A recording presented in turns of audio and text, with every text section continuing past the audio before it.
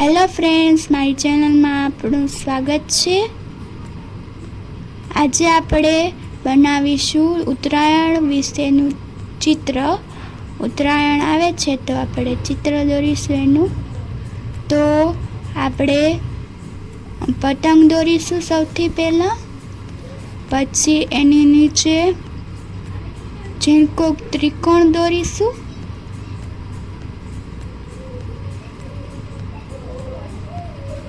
પછી દોરી દોરીશું,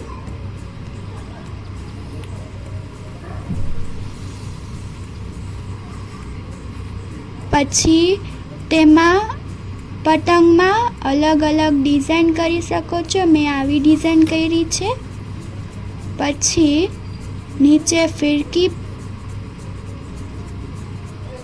દોરીશું।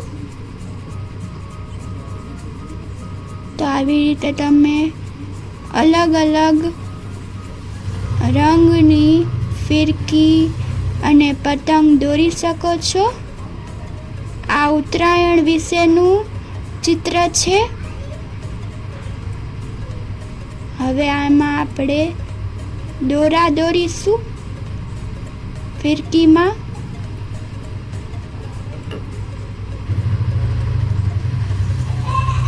પછી આપણે જમીન પર દોરો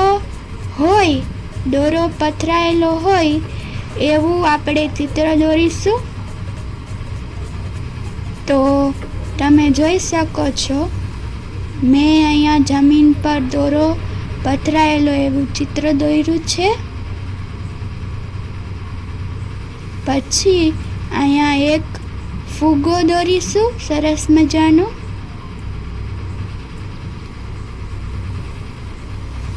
પછી એની દોરી દોરીશું અને ફિરકી સાથે જોડી દેશું।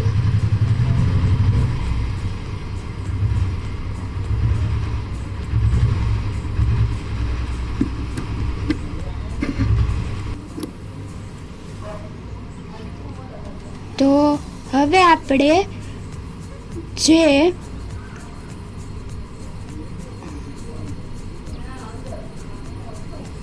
ગ્રીલ દોરીશું, અગાસીની ગ્રીલ હોય એ દોરીશું। અને જમીન પર પતંગ પડી હોય એ દોરીશું।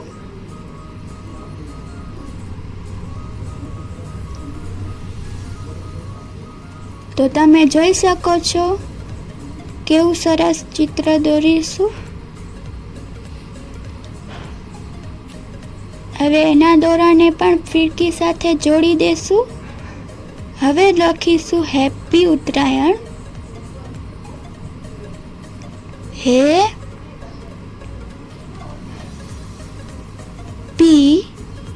ઉત્તરાયણ ઈ લખીશું। હેપી ઉત્તરાયણ।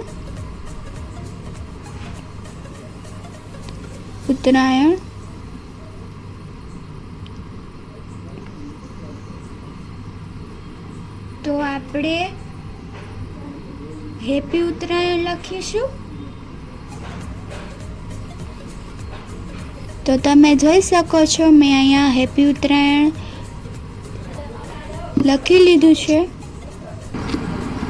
તો તમે જોઈ શકો છો કેવું સરસ ચિત્ર છે। હવે આપણે અગાસી માટે જે આપણો દૂધિયા કલર છે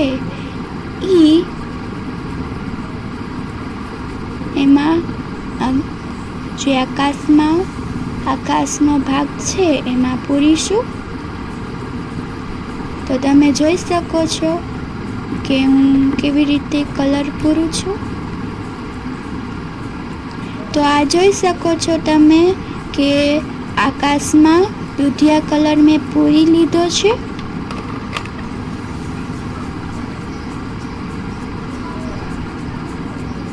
તો તમે જોઈ શકો છો, હવે આપણે જે આકાશમાં જે પતંગ દોરી છે એમાં આપણે લાલ કલર પૂરીશું।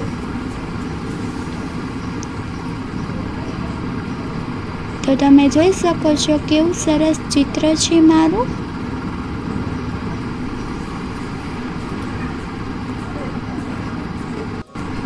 તો આવી રીતે તમે કલર પૂરી શકો છો.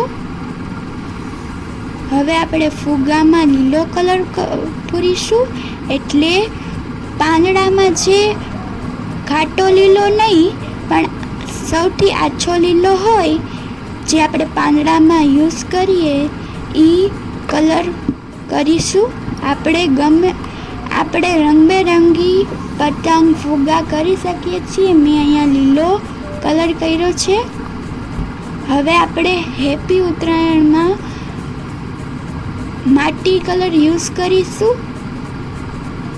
માટી જેવો કલર હોય, ચોકલેટી કલર, એ યુઝ કરીશું હેપી ઉત્તરાયણ લખવા માટે. તો તમે જોઈ શકો છો મેં અહીંયા હેપી ઉત્તરાયણ લખી લીધું છે. હવે આપણે ગ્રીલમાં, અગાસીની ગ્રીલમાં આપણે કરીશું. પેન્સિલથી કરવાનું છે, બરોબર છે. આપણે એક ગ્રીલ છોડી અને એક ગ્રીલમાં કરવાનું છે. એક ગ્રીલ છોડી અને પછી કલર પૂરવાનો છે. તમે અહીંયા જોઈ શકો છો કે મેં એકમાં કલર પૂર્યો છે, એકમાં નથી પૂર્યો. એવી રીતે તમારે એક ગ્રીલ છોડી અને એમાં કલર પૂરવાનો છે ગ્રીલમાં. તો તમે જોઈ શકો છો કે કેવો સરસ કલર ફૂલાય છે.